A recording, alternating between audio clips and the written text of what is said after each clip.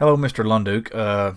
I apologize for the horrendous video quality, but I was editing another video that I want to upload later, and I got bored and watched your video entitled Being Anonymous on the Internet is Bad.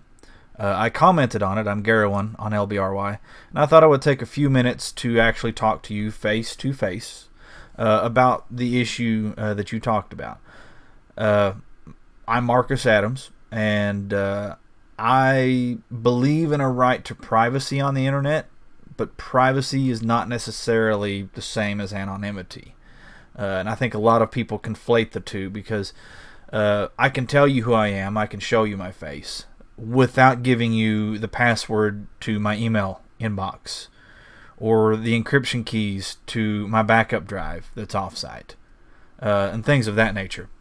But I think in today's world of tech, a certain amount of anonymity is still important. And I guess we need to sort of draw a clear line in today's world between what constitutes being anonymous and what constitutes a privacy that you should be entitled to as a user, not just a user of the internet, but just as a person. Because I think a lot of the pushback that you will probably get, or that you probably see from the reasonable people, not the users of things like 4chan, but a lot of the pushback that you'll get from reasonable people is going to be from people who are scared of having their information monetized or abused without their consent. Because the fact of the matter is that we live in a world right now where information is seen as a valuable asset. There are companies who don't make any product that the consumer actually uses.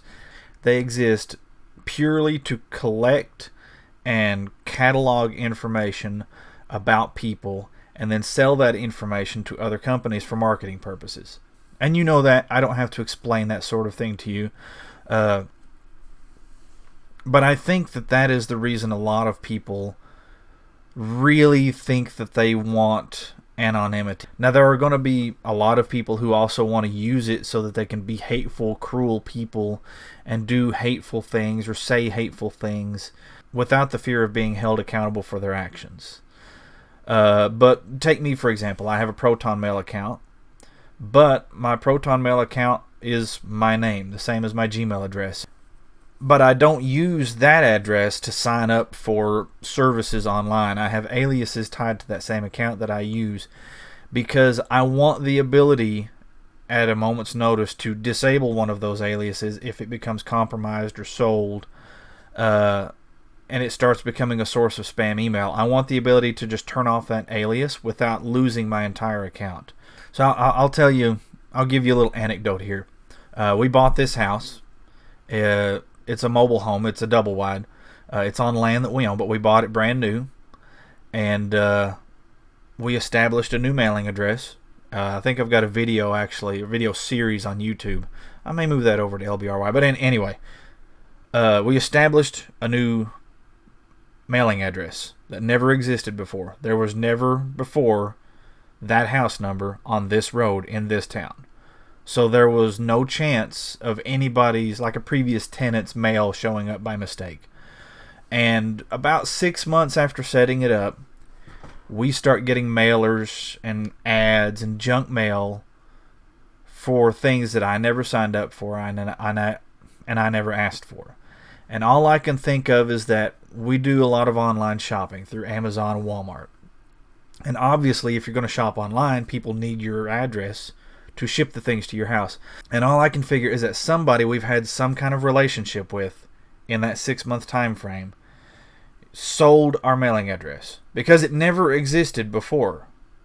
And so we had to have given it to somebody that we saw as trustworthy enough to facilitate whatever business transaction it was.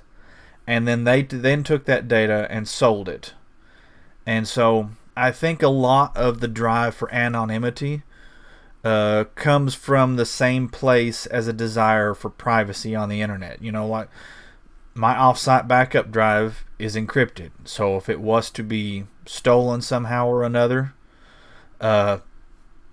they might get a free hard drive, but they're not actually going to get my information off of it, because I can tell you my name without giving you my medical records, the password to my email inbox, and things of that nature. So my biggest thing is that I think everybody has a right to a certain amount of privacy. And that's why I think that most, if not all, internet traffic should be encrypted, so that at least at the very minimum between endpoints, some third party shouldn't be able to capture a data packet and read anything in plain text. I think that especially mobile phones, which they do now, but I think that their internal storage should be encrypted by default, so that if somebody slips your phone out of your pocket when you're not looking, they don't have your personal photos, where you work, your home address, and things of that nature, because there are people who would use that for malicious purposes, who would use that as a way to stalk your children or to hurt you or to cause harm to you in some way. And so I think the biggest conversation that we need to have right now is one that revolves mostly around privacy. But the thing is, a lot of people conflate anonymity with privacy. And because our privacy is being invaded constantly by people we haven't given permission to, people see anonymity as a way to sort of force companies and governments to respect their right to privacy. If you don't know who I am, you can't build a profile on me with all of this information that you've gathered from other sources, like my video game accounts and things of that nature, and then sell that information to somebody else without my permission. And so I think that's the biggest argument for anonymity for the common man. It's not that, I want to be a hateful person on the internet. It's that I don't want somebody to look and say, oh, okay, well, this guy is Garawan on LBRY. Let's go look and see what other services have a username Garawan, and then see if some of the information matches up. And then if it does, we can start to build a profile on this person, what services they use, maybe their political beliefs, what video games they play, what video streaming services they pay for. You get the picture. And so by remaining anonymous, you make it harder for these companies to act in a way that I think should be illegal, because you can't expect the everyday user to read 100 pages of legalese. Take Facebook, for example. I joined Facebook back when you had to have a university email account to sign up for it, and I had a MySpace before that. But as time has gone on and Facebook has grown and grown, it's free because we are the product. Now, I've deleted my Facebook, but there's not a doubt in my mind that everything that I ever uploaded or wrote on that platform still exists somewhere on their data centers. And they're going to use that to continue to build a profile on me. If my mother uploads a photo of me, they probably have facial recognition that will spot my face and then tie that to the account that I used to have, even though it's deleted. And it's that sort of nefarious activity that takes place without your express consent that leads people to want to be anonymous. Well, leads me to want to be anonymous most of the time. It's not that I care that you know that my name is Marcus, because, on an individual one-on-one basis in a conversation, that's fine. But I don't want to make it easier for companies and governments to collect and catalog information about my life and then use it without my express consent to target me with junk mail in my mailbox, or to send me random conservative newsletters 10 plus years after I signed up for one from the White House when Bush was president. I still get mailers in my inbox from and it's different domain names too. I signed up for a newsletter of some sort. I don't remember the details, but it was like, but when Bush was president, I signed up for a newsletter of some kind. I don't remember if it was through the White House website. I think it was. I could be wrong. But basically, I was beginning to become politically curious, I guess I should say, and I wanted to be kept abreast of what the president was doing.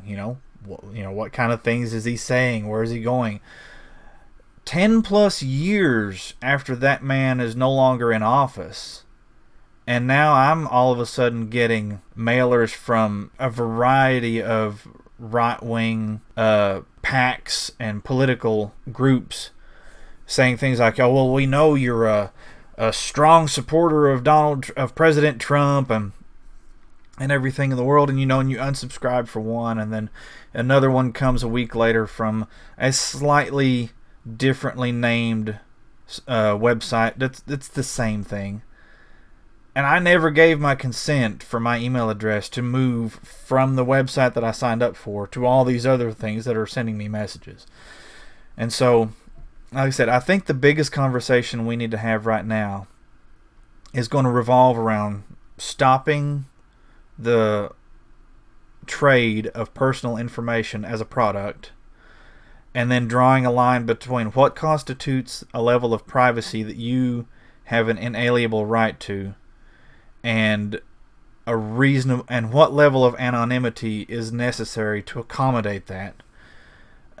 Because I think that's the biggest draw for anonymity right now, is as a way to sort of force people to give you the privacy that you want, because most of the companies and groups that provide the services that we actually need to use to function in society are not going to give you that privacy if you don't do something to force them to. But I'm going to shut up. I'm rambling. I just wanted to sort of give you my little response, with my face and my name to your video. I liked your content. I sent you an LBC tip. And, we don't have to agree to respect each other's rights to have our own opinions on the matter. But I hope to see more from you on LBRY. I follow you on Mastodon and Twitter as well. So take care, Mr. Lunduke, and have a good evening.